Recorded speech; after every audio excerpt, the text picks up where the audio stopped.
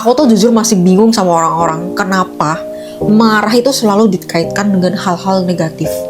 Seolah-olah orang yang marah itu dikaitkan dengan kekerasan, bentakan, pukulan, jahat, buruk, nakal. Kenapa? Hai, welcome to my channel. Aku Taisha and I'm your online sister. Padahal nih ya, marah itu cuma salah satu emosi dasar dari manusia yang wajar banget buat dirasain. Coba deh kita sebutin ya. Manusia pasti pernah sedih. Manusia juga ada emosi namanya takut, bahagia. Dan marah ini juga termasuk di antara yang lainnya. Mereka semua tuh sama. Dan yang namanya masing-masing emosi ini diciptakan Tuhan, dihadirkan sama Tuhan, itu bukan tanpa alasan. Masing-masing itu ada momen tersendiri, ada penyebab tersendiri, ada fungsinya tersendiri. Kenapa bahagia itu ada, kenapa sedih itu ada, kenapa takut itu ada, kenapa marah itu ada. Dan tahu nggak marah itu fungsinya kenapa? Salah satunya, marah itu hadir ketika kamu sedang ketakutan untuk melepaskan sesuatu yang ada dalam diri kamu.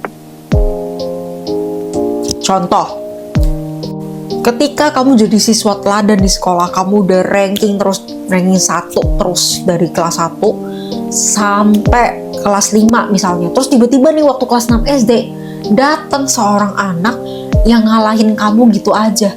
Dia ternyata jauh lebih pintar, dia bisa dapat ranking 1. Dia udah ngambil posisi kamu jadi ranking 1. Alhasil kamu marah sama orang itu. Kau marah sama diri kamu sendiri. Kau marah sama semuanya, merasa gak adil. Karena apa? Karena kau merasa ranking 1 itu, title itu yang sudah kamu berhasil pertahankan selama bertahun-tahun, akhirnya direbut sama orang lain. Itulah marah. Marah adalah suatu perasaan, aku ulangi lagi, yang kamu rasain ketika kamu sedang dalam bahaya, ketika kamu sedang ketakutan untuk kehilangan sesuatu. Ketika kamu tahu kamu diselingkuhin, kamu marah. Kenapa kamu marah? Salah satunya karena kamu takut kehilangan orang yang kamu sayang dengan orang lain. Kamu takut kamu kehilangan orang yang selama ini ada di samping kamu. Ngerti sampai sini? Tapi marah itu juga perlu manajemen yang baik. Ya, nggak perlu lah sampai kekerasan fisik, sampai kekerasan mental. Marah itu sebenarnya nggak salah. Cuman kebanyakan orang melampiaskan kekesalannya, kemarahannya itu caranya salah. Caranya pakai kekerasan.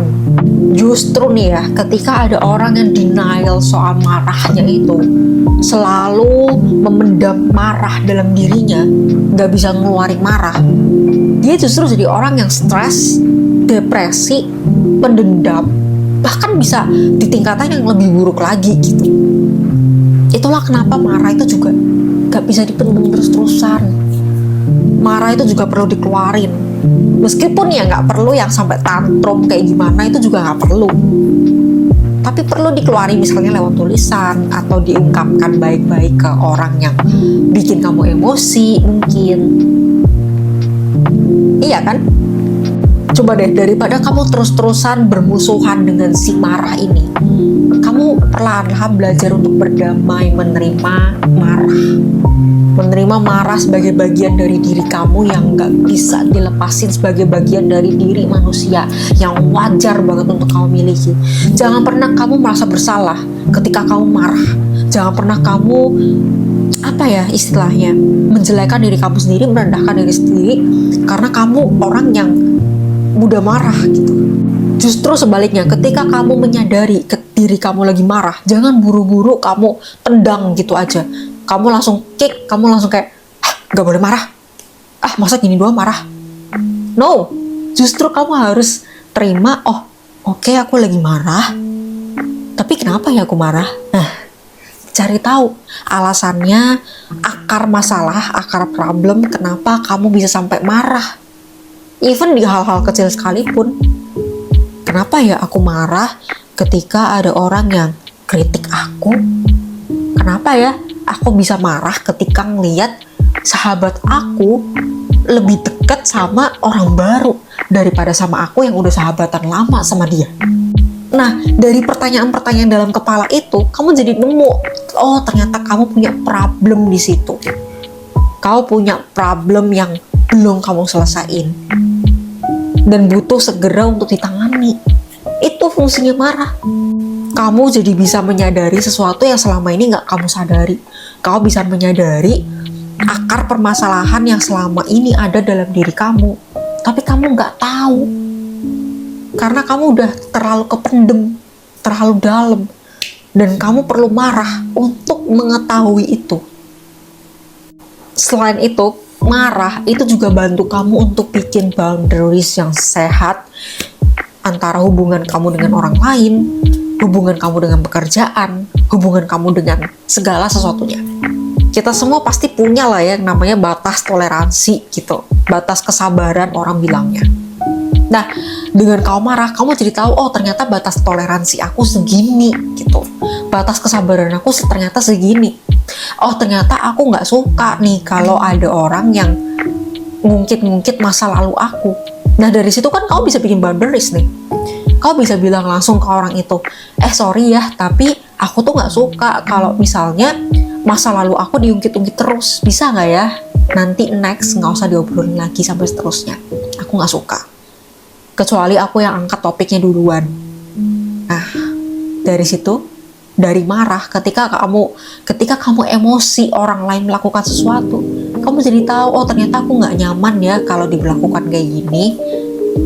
Dari situ kamu jadi bisa bikin batasan buat orang lain. Dan juga ketika kamu marah, kamu mampu untuk mengungkapkan perasaan kamu, emosi kamu secara baik-baik ke orang lain.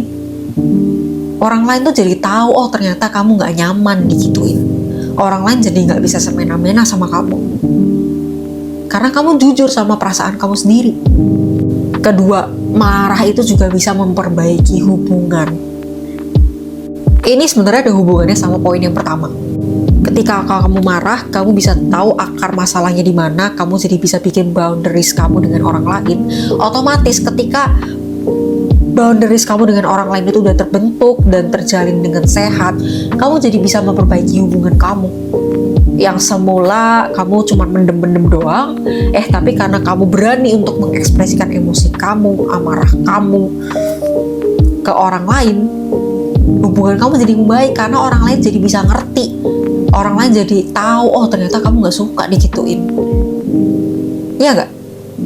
Kalau kamu gak pernah marah mah, orang lain pasti bakal ngiranya, oh ternyata dia digituin baik-baik aja kok, dia digituin seneng-seneng aja, gak masalah.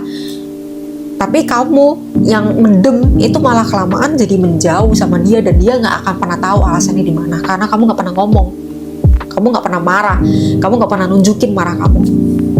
Dan yang gak kalah penting nih, marah itu juga bisa bikin kamu jadi lebih termotivasi loh, beneran. Pasti kamu pernah lah ya ngalamin yang namanya waktu kamu kecil, kamu pernah di underestimate bahkan sama keluarga kamu sendiri. Alah, kamu tuh bisa apa sih gitu.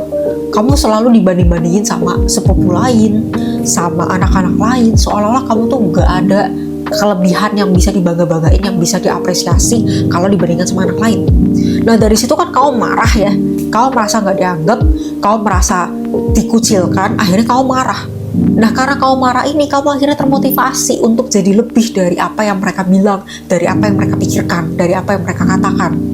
Kalau kamu bisa memanfaatkan marah ini dengan baik, dalam tanda kutip, kau bisa sukses untuk diri kamu sendiri.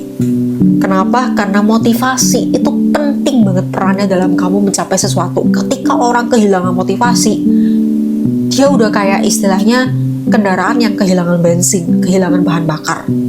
Makanya gak jarang banyak juga orang sukses yang berangkat dari ketika dia direndahkan sama orang lain. So kesimpulannya, it's okay to be angry. Gak apa-apa banget buat marah. Asalkan kamu tahu batasannya di mana, kamu tahu cara mengekspresikan yang benar tanpa nyakitin orang lain.